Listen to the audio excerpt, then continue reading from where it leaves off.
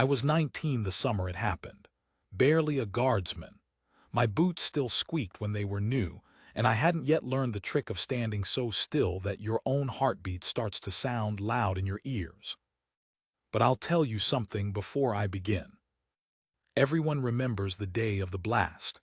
It was in every paper. People still talk about the smoke over the tree line, the sirens, the panic in the streets. What they don't know, what almost nobody knows, even now, is that the real story that day had nothing to do with the bomb at all. It had to do with an old man in a red tunic who wouldn't move, and a queen who had been dead for 6 years. Let me start from the beginning. Wrenhurst Palace sits at the edge of the city like it grew out of the ground before anyone else got there. Gray stone, black railings, a courtyard so wide you could land a small plane in it. In front of the gates all day long, tourists gather. They lean against the fence. They hold their phones up. They wait for us to blink or twitch or smile so they can say they saw a royal guard break. We never did. That was the whole point. That morning was ordinary. Hot the way the city gets hot in July, thick, still air, the kind that makes your collar cling to your neck. The sky was that pale washed-out blue with no clouds in it. Across the road, Ellery Park was full, families on the grass. A man selling cold drinks from a little cart. Children chasing pigeons near the fountain. You could hear it all from the gates, this soft wall of noise, laughter, a dog barking, someone's radio playing an old song. I was posted at the inner courtyard that day, not the gate. The inner post near the east wing where the public don't usually go. It was considered a quiet post. Boring, even. You watched a door and the door didn't do anything, and that was the job. But standing near me, maybe 15 feet away, at the entrance to the long gallery, was Sergeant Major Elias Thorne. Now I have to tell you about Thorne, because he's the whole story really. He was old, not old like a grandfather, old like the palace itself. He'd been in the guard for 31 years. Some of the lads said 32. Nobody knew for sure because Thorne didn't talk about himself. He didn't talk much at all. He had this gray mustache, trimmed sharp, and eyes the color of cold tea, and a way of looking at you that made you check whether your buttons were done up. The younger ones were scared of him. I was too, a bit.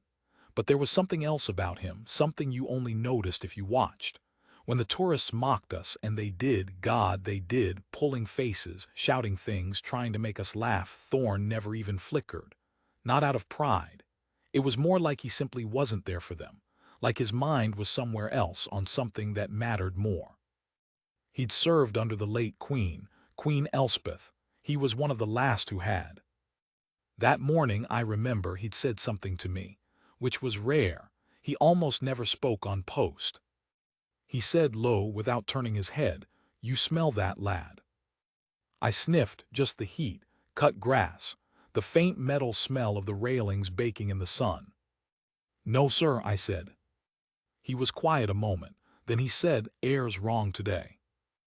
I didn't know what he meant. I thought maybe he was just being strange, the way old soldiers sometimes are. I looked out at the park across the road, all those happy people on the grass, and I thought, nothing's wrong. It's a lovely day. I was 19.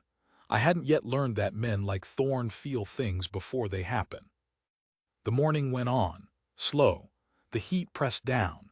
My feet ached in that dull way where you stop noticing it because it's just always there. Around 11, a school group came through the public wing. You could hear them long before you saw them, that high chatter of children, a teacher trying to keep them in a line, the squeak of trainers on the polished floor.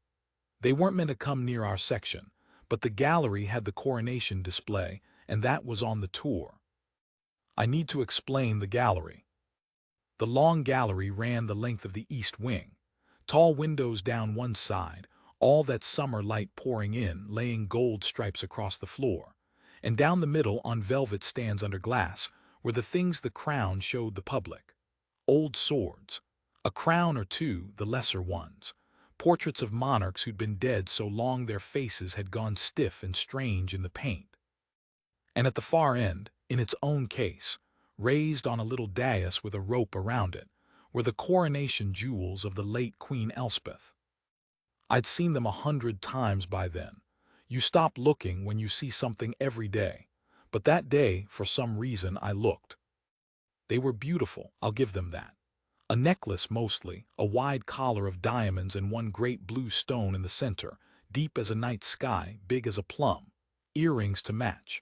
A smaller diadem she'd worn on the day she was crowned 40 years before I was born. The card beside the glass said she'd worn them once and never again. That after the coronation she'd asked for them to be placed in the gallery for the people. That she'd said, and I remember the card said this, they were never mine.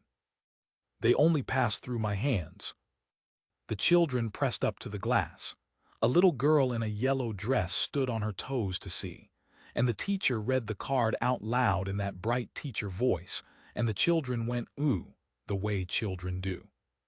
Thorn watched them. I saw him watch them. And here is the first thing I noticed, though I didn't understand it until later. His eyes weren't on the children. They were on the case, on the necklace, and there was something in his face I'd never seen there before. He looked like a man staring at a ghost. The school group moved on. The gallery emptied. The light kept pouring in. And then sometime after noon, the world tilted. I want to describe it properly because everyone who wasn't there describes it wrong. They say there was a bang, like it was one clean sound. It wasn't. First, there was a kind of pressure. I felt it in my chest before I heard anything, like a door slamming inside my own ribs. Then the windows down the gallery rattled, all of them at once, a long, shivering rattle. And then the sound came. A deep, flat, enormous crack that didn't seem to come from any one direction. It came from everywhere. Across the road, in the park. For 1 second, everything held still. And then the screaming started. I've heard people scream before, but not like that. Not hundreds of people at once. It rose up out of the park like something alive, and under it there was another sound, a sort of low roar, and then car alarms, dozens of them, all going off together. I turned toward the windows without meaning to. My body just did it. Through the tall glass I could see, above the trees of Ellery Park, a column of smoke going up. Black at the bottom, gray higher, spreading against that pale blue sky. I remember I said something. I don't know what, probably just, oh God, something useless like that. My hands had gone cold. My legs wanted to run toward the windows, toward the door, anywhere. It didn't matter. My body just wanted to move. Every part of me was screaming that this was wrong, that I had to do something, that people were dying across the road, and I was standing here holding a rifle at a door. And that's when I heard Thorn's voice. Quiet, level, not raised at all. Steady. That was all, one word. I looked at him. He hadn't moved. He hadn't so much as turned his head toward the smoke. He was standing exactly as he'd been standing all morning, straight-backed, chin level, eyes forward, the picture on a postcard, the thing tourists came to laugh at. Except now, with the world coming apart across the road, that stillness didn't look ridiculous anymore. It looked like the only solid thing in the world. Sir, I said, my voice cracked. Sir, the park. I know what it is. Still quiet, still not moving. Hold your post. But people are. Hold your post. There was iron in it that time, and something else underneath that I only understood later. Not coldness, not indifference. He knew better than I did that the moment of an attack is the exact moment a palace is at its weakest, because that's the moment everyone looks the other way. Then came the boots.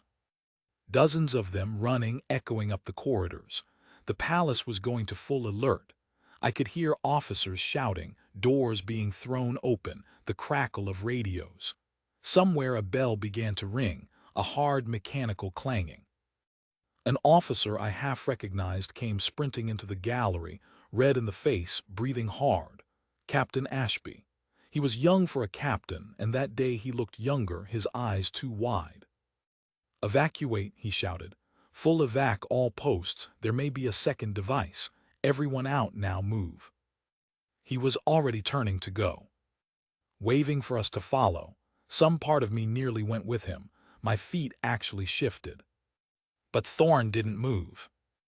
Ashby stopped, looked back. "Sergeant Major, did you hear me? Evacuation, that means you." "Not this post, sir," Thorn said. You have to understand how strange that was. You don't say that to an officer, not in the guard. You do what you're told and you sort the rest out later. I stood there with my heart going like a hammer, sure I was about to watch the old man get himself arrested. Ashby's face went hard. "That's a direct order." "With respect, sir." And Thorne turned his head then, just slightly, and looked at the case at the end of the gallery. The Coronation jewels, glinting in the smoky light. "You leave this gallery unwatched in the middle of a bomb scare, and I'll wager my 30 years you come back to an empty case." Ashby glanced at the jewels. I saw the thought cross his face. But there was smoke over the park and screaming in the streets, and a captain has 100 things pulling at him at once. "It's glass and stone, Thorn," he snapped. "It's not worth a man's life. Move." "Then leave me," Thorn said simply, "and I'll answer for it." For a second they just stared at each other.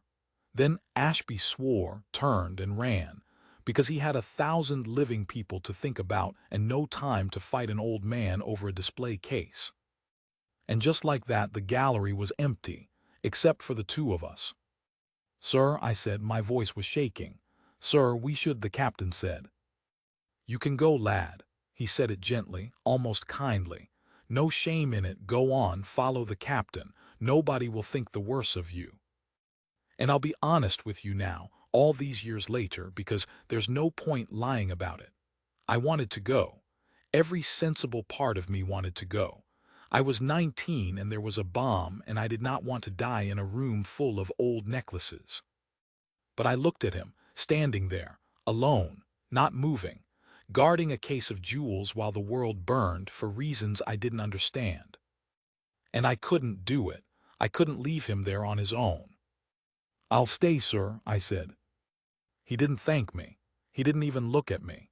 But something in his shoulders eased just slightly, and he said, so quiet I almost missed it, "Good lad." We stood there while the palace emptied around us.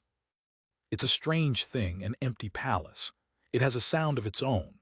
The running boots faded. The shouting moved off into other wings, then outside, then away. The bell stopped ringing, and what was left was this vast, echoing quiet, with the muffled chaos of the outside world pressing faintly against the windows, sirens now, more and more of them, layered over each other, and under that the low murmur of a city in shock. Smoke had begun to drift across the courtyard outside. The gold light in the gallery had turned dirty, gray-brown, and it moved, so the whole room seemed to shift and breathe. My mouth was dry. I kept swallowing. My grip on the rifle was so tight my fingers had gone numb, and I remember thinking, absurdly, that Thorne would tell me off for it if he noticed. "Sir," I whispered after a while, "do you think there's another one, a second bomb?" "No," he said. "How do you know?" He was quiet a long moment. When he answered, his voice was thoughtful, almost far away. "Because the bomb was never the point, lad." I didn't understand that. I said so. He didn't explain. Not then. He just kept his eyes forward on the long, empty gallery, on the smoke-dimmed windows, on that case of jewels glittering faintly at the far end.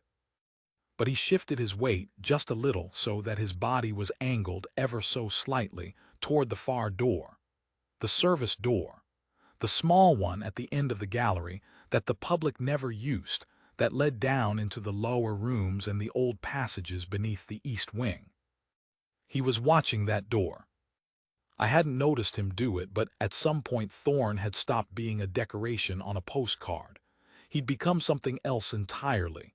A man waiting. A man who knew something was coming. And I understood in the pit of my stomach that whatever was really happening that day, it hadn't happened yet. The minutes crawled. I have no idea how long we stood there. It might have been 10 minutes. It might have been 40. Fear does something to time, stretches it, folds it, makes an hour and a heartbeat feel the same. Outside, the sirens thickened into a constant wail. Once, A helicopter went over low, and the windows shook again, and I nearly jumped out of my skin. Thorn didn't move. He never moved. He'd found some deep, still place inside himself and gone down into it, and I understood now that this was what all those years of standing still had really been for. Not the tourists, not the postcards. For this, for the one day it mattered. "Sir," I said very quietly because the silence was too heavy to bear, "can I ask you something?" "Oh." "In the gallery before, when the school group was here," I hesitated. "You were looking at the jewels, the Queen's necklace. You looked, I didn't have the word for it. You looked like something was wrong with them." For a long moment, I thought he wouldn't answer. Then he said, so softly I had to strain to hear it. "I stood guard over those jewels for 11 years, lad, when the Queen was alive. 11 years, near enough every week in that gallery watching that case." He paused. "I know that necklace better than I know my own wife's face, God forgive me." And he was quiet again. The smoke shifted across the windows. Somewhere far off, a siren rose and fell. "And that necklace in the case," Thorn said, "is not the Queen's." I felt the words go through me like cold water. "What do you mean, sir?" "I mean the stone's wrong." His voice never rose, but there was something underneath it now, something that had been building for a long time. The great blue stone in the center, Her Majesty's, had a flaw in it, a little cloud down in the heart of it off to the left. You'd only see it if you looked 10,000 times. She used to say it was the one imperfect thing she was allowed to keep. He drew a slow breath. "I looked at that case this morning, lad, same as I've looked at it 1,000 mornings. And the cloud's gone. The stone is perfect." I stared at him. My mind wouldn't work properly. "Sir, are you saying someone swapped them? The jewels are fake?" "I'm saying," Thorn said slowly, "that somewhere between the last time I truly looked and this morning, the Queen's coronation jewels were taken out of that case, and a copy put in their place. And nobody noticed. Because the only man who'd have noticed, and here, for the first time, something moved in his face, something that might have been grief, was standing at a different post." The smoke drifted. The sirens wailed. And I understood, at last, why an old man was standing his ground in an empty palace with a bomb still smoking across the road. He wasn't guarding the jewels. He was guarding the crime. And somewhere below us, behind that small service door, something moved. I heard it before I understood it. A small sound. Down at the far end of the gallery, past the cases and the portraits, behind that little service door, Thorn had been watching. Not loud. If the palace had still been full of running boots and shouting officers, I'd never have caught it. But the palace was empty now, and empty places carry sound the way water carries it, and so I heard it clear as anything. A latch. The soft mechanical click of a latch being lifted from the other side. My whole body went rigid. "Sir," I breathed, "sir, the door." I heard it. He still didn't move, but I saw his thumb shift very slightly along the stock of his rifle. "Don't raise your weapon, lad, not yet." "But—" "Not yet." His voice was so calm it frightened me more than shouting would have. "Whoever comes through that door thinks this gallery is empty. They think every man in this palace ran for the gates 20 minutes ago. Let them think it a moment longer." And I understood then, in a cold rush, what Thorn had known all along, what Ashby, in his panic, hadn't had time to see. The bomb hadn't been an attack on the palace. It had been a key. Someone had set off a bomb in a public park, killed people, hurt people, sent an entire city into terror for one reason and one reason only: to empty this building, to pull every guard off every post so that one small door in one long gallery would stand unwatched for the 20 minutes it took to finish a job that had been 6 years in the making. The jewels had already been swapped sometime in the past. Thorn had worked that out from the stone, but whoever had done it had left the fakes in place, and now they'd come back. Not to steal, to collect, to carry away the copies and leave a clean, empty case, so that, when the palace was searched in the chaos, everyone would assume the real jewels had been snatched during the panic. By some opportunist, in the confusion of the bomb. A perfect crime, hidden inside a tragedy. Except for one old man who wouldn't leave his post. The door opened. It opened slowly, carefully, the way you open a door when you don't want it to make a sound, and a man stepped through into the gallery. He wasn't what I expected. I don't know what I expected, someone in a mask maybe, someone with a gun. But this man was in a dark suit, neat, well cut. He had gray at his temples and the smooth, unhurried movements of someone who belonged in that building, who had walked its corridors 100 times. He carried a slim leather case, the kind a businessman might carry, and he was pulling on a pair of thin white gloves as he came through the door. He didn't see us, not at first. The smoke had dimmed the light and we were half in shadow near the east wall, and his eyes went straight to the case at the end of the gallery, to the jewels, the way a thirsty man's eyes go straight to water. He crossed toward the dais. Quick, quiet steps. He set his leather case down on the floor beside it, and he reached into his jacket and took out a small tool, something that caught the gray light, and bent toward the lock on the display case. That's when Thorne spoke. "I wouldn't, Mr. Vane." I have never in my life seen a man freeze the way that man froze. He didn't jump. He didn't cry out. He simply stopped, bent over the case, absolutely still, and then slowly he straightened up and turned around. And when he saw Thorne, something happened in his face that I still think about all these years later, because it wasn't fear, not at first. It was recognition. "Thorne," the man said softly, almost sadly, of course it would be you." He knew him, they knew each other. I stood there with my heart slamming against my ribs, and I didn't understand anything. Thorne had called him by name, Mr. Vane, and the man had said Thorne's name back like they were two old acquaintances meeting at a funeral. "Step away from the case," Thorne said. Vane didn't. He looked at Thorne for a long moment, and then his eyes flicked to me, to the frightened boy in the corner with a rifle he was gripping too tight, and something almost like pity crossed his face. "You should have gone with the others, son," he said to me, quietly, not unkindly. "This isn't your fight." "Don't talk to the lad," Thorne said. "Talk to me, step away from the case." Vane sighed. He put the little tool back in his pocket, but he didn't step away. "You knew," he said. "How long have you known?" "About the stone," Thorne's voice was flat. "This morning. I looked at it proper for the first time in years, saw the cloud was gone." A pause. "About you, I've had my suspicions a good while, Vane. I just couldn't prove them. And nobody would listen to an old sergeant major with a feeling in his gut." "No," Vane said. "They wouldn't, would they?" Something bitter in it. "That's rather the whole point of men like us, isn't it, Thorne? We stand where we're put. We see everything. And nobody ever listens to us." I looked between them, lost. "Sir," I whispered, "who is he?" Thorne didn't take his eyes off Vane. Mr. Vane was the palace steward, lad, keeper of the collections. He had the keys to every case in this building for 22 years. A beat. He retired 6 years ago, same year the Queen died. 6 years. The same span of time. The little cold pieces were starting to fit together in my head, and I didn't like the shape they were making. "You did it when she died," Thorne said slowly. It wasn't a question. He was working it out aloud, the way you do when the last piece finally drops into place. "The whole palace in mourning, the collections being catalogued, moved, checked. You had the keys and you had the access and you had the perfect cover. You took the real jewels out and you put the copies in during the confusion of her funeral." His jaw tightened.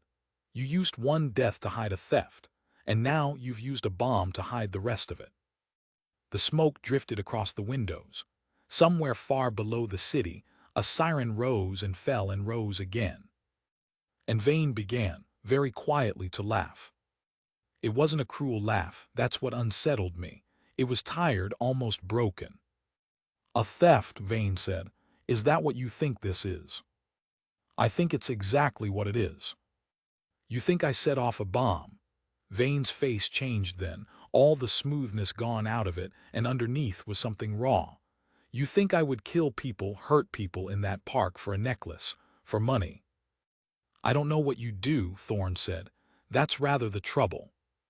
Had nothing to do with the bomb. Vane said each word slowly, hard, like he was laying them down one by one. Do you hear me, Thorne? Nothing.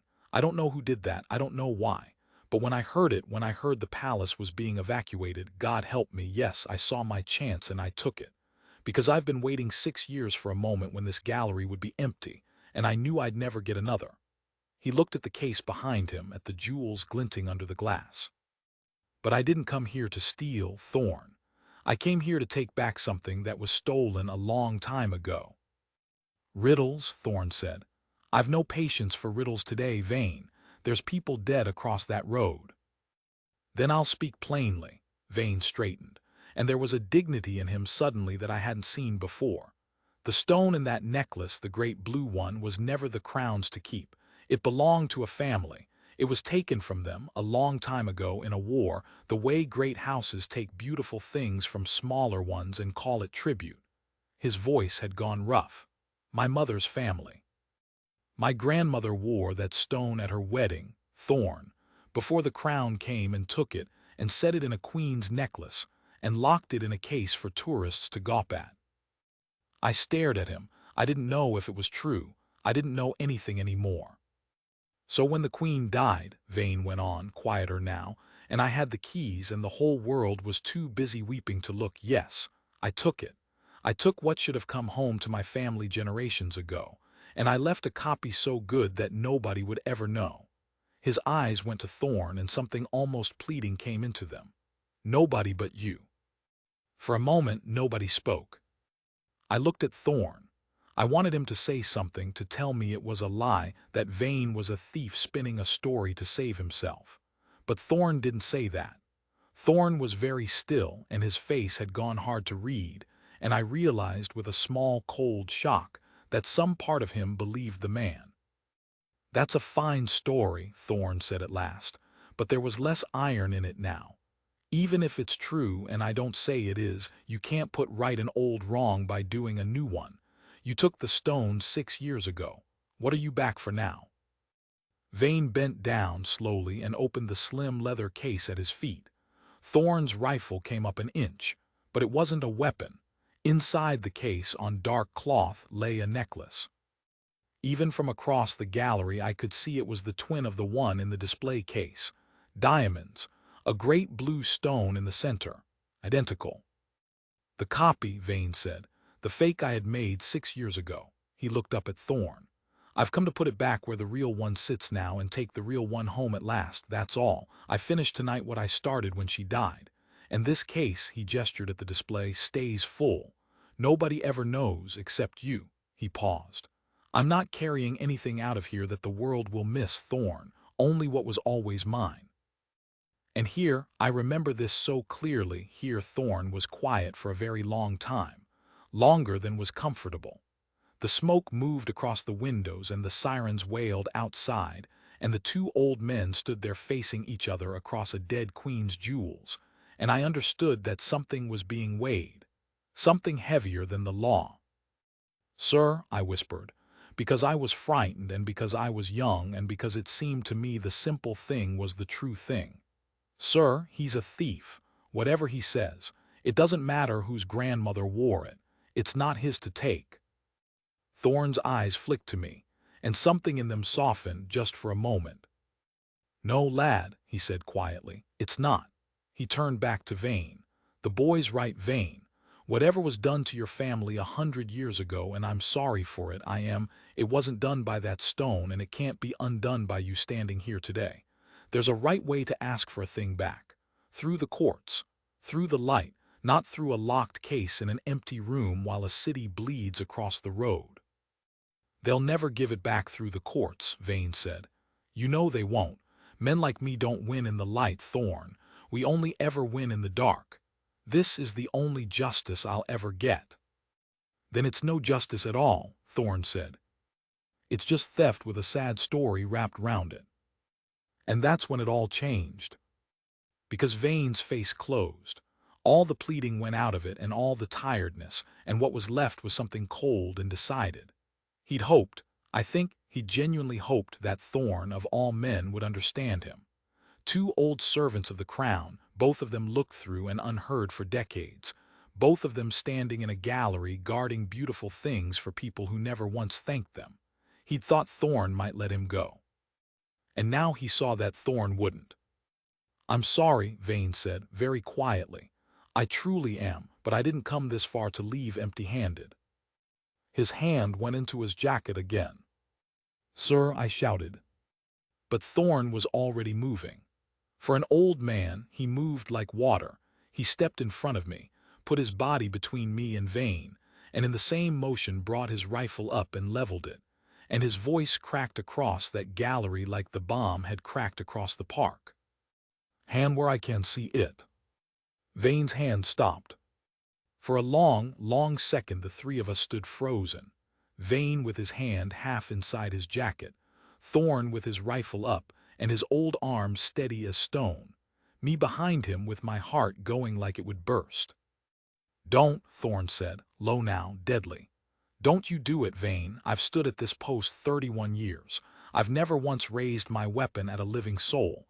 Don't you dare make today the day." "Then let me go." Vane's voice shook. "Just this once. Just look the other way. You of all people, Thorn, you know what it is to give your whole life to this place and have it give you nothing back." And I watched the old man's face. And I saw, I swear I saw, how much he wanted to lower the rifle. How much of that was true. How many years Thorn had stood silent and unseen while people mocked him at the gates. How heavy it must have sat in him, all of it. Thorn said softly, "I know exactly what that is, Vane." The rifle didn't move. But I never once let it turn me, and I'm not starting today. Rifle didn't move, and Vane's hand didn't move, and for what felt like a year the whole gallery held its breath. Then Vane took his hand slowly out of his jacket. Empty. There was nothing in it, no weapon, nothing at all. He held it up palm open, and I understood a beat too late, the way I understood everything that day, that there had never been a weapon. That Vane had reached into his jacket not for a gun but for the small tool again, or for nothing, or maybe only to see whether Thorn would flinch. To test him. To find out one last time whether the old man would let him walk. "You'd have shot me," Vane said. He sounded almost wondering. "For a case of glass and stone." "No," Thorn said, and he lowered the rifle then slowly, carefully, but he lowered it. "I'd have shot you for reaching into your coat with a boy of 19 behind me and a bomb still smoking across the road. Don't flatter yourself, Vane. It was never about the jewels." Vane let out a breath. All the fight seemed to go out of him with it.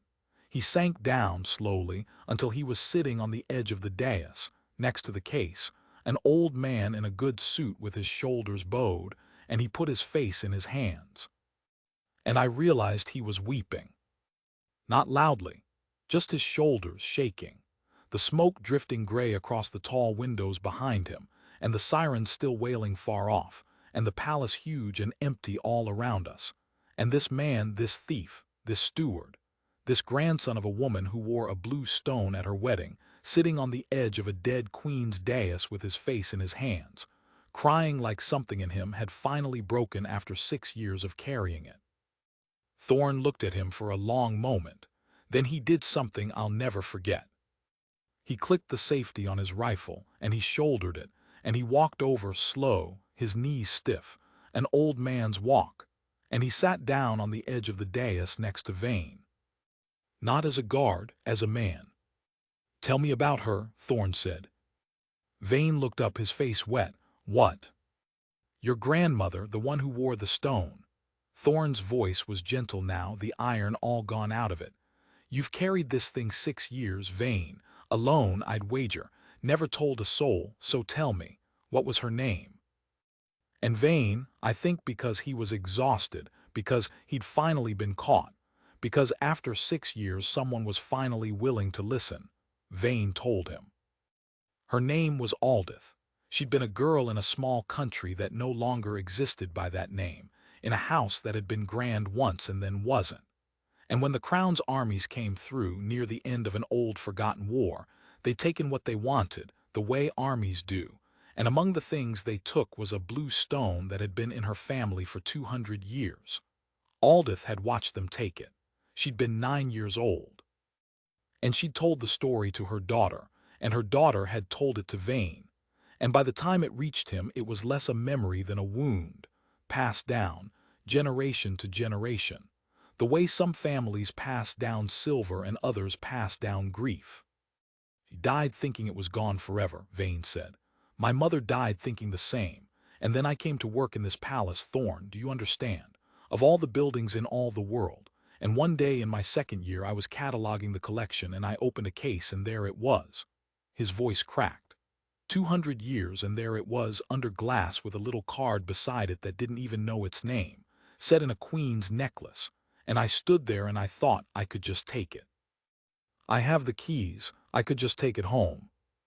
But you didn't, Thorn said, not for 20 years.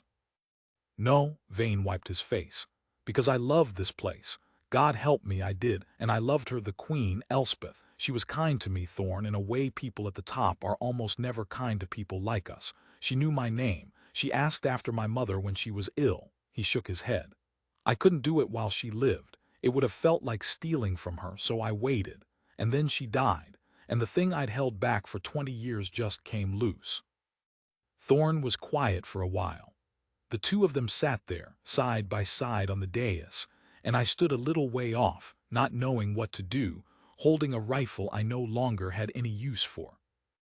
The bomb, Thorn said at last. Look at me, Vane, I need the truth of it now. The bomb across the road, was it? Vane looked at him.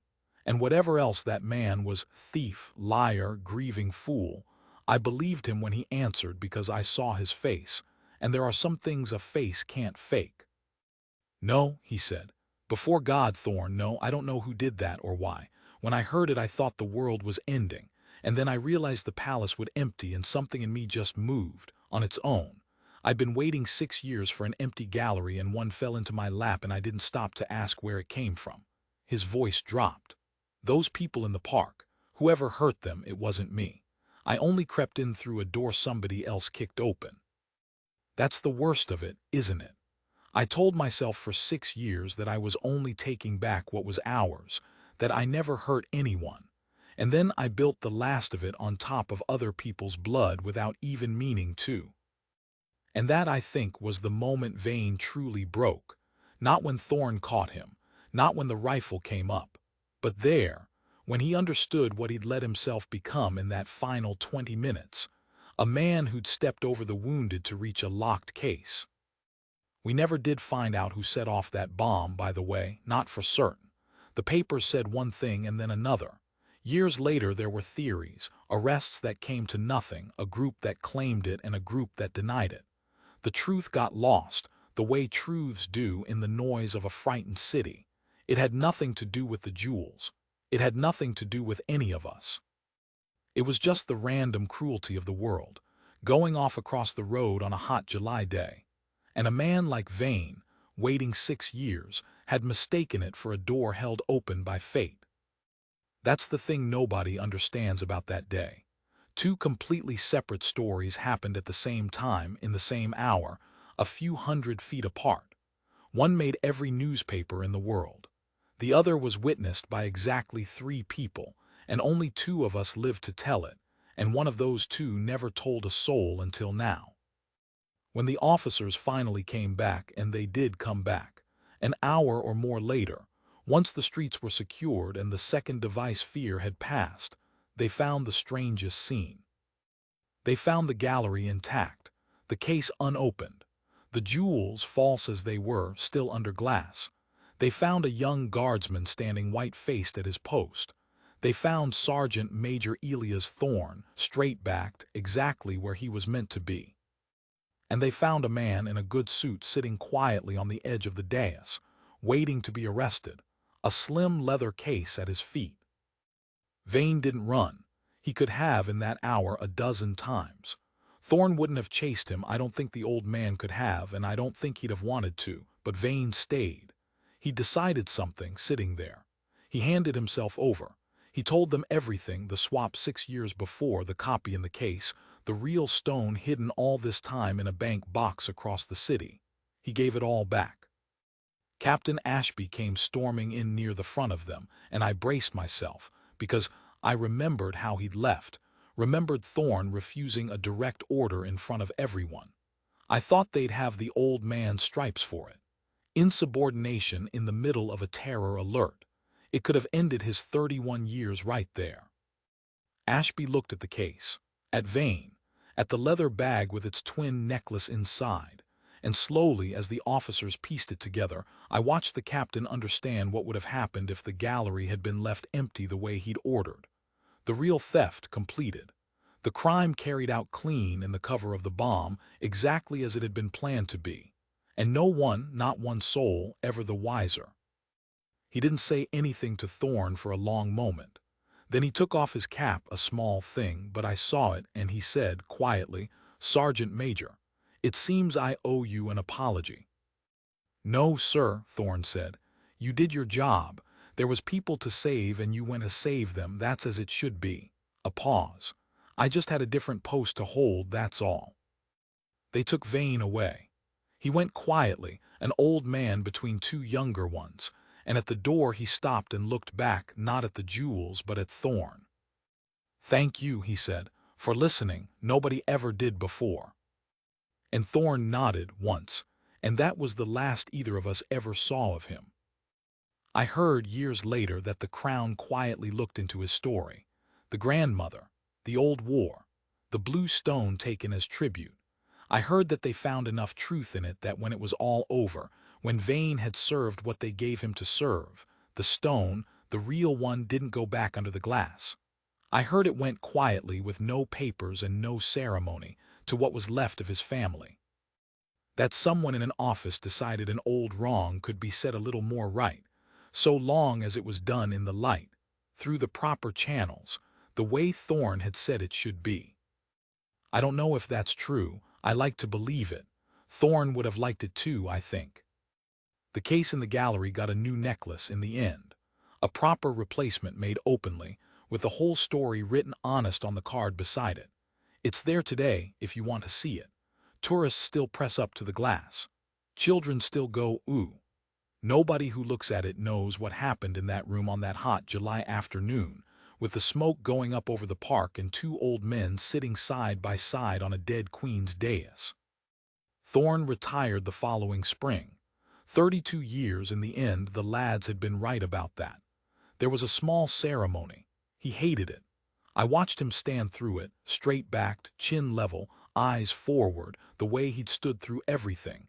And when it was over, I shook his hand, and I didn't have the words to say what I wanted to say. He seemed to understand anyway. He always did. "You stayed, lad," he said. "That day, you could have gone with the others and no one would have faulted you, but you stayed." He held my hand a moment longer.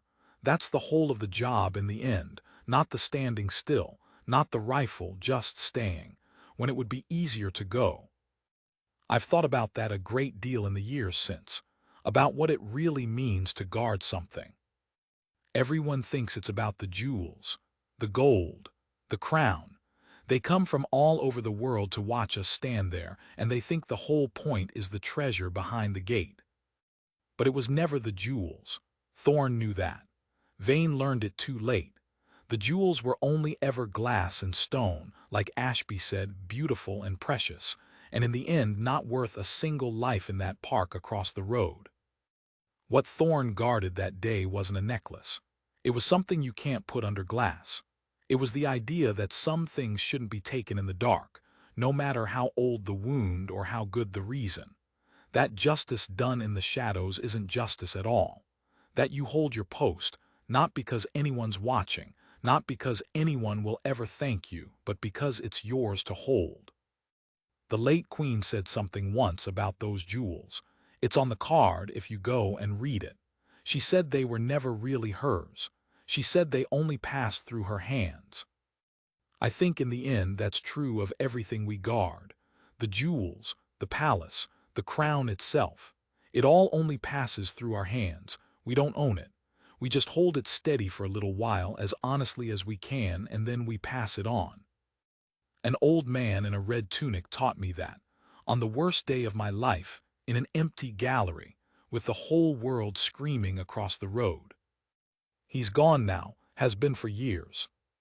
But I still stand a little straighter when I think of him.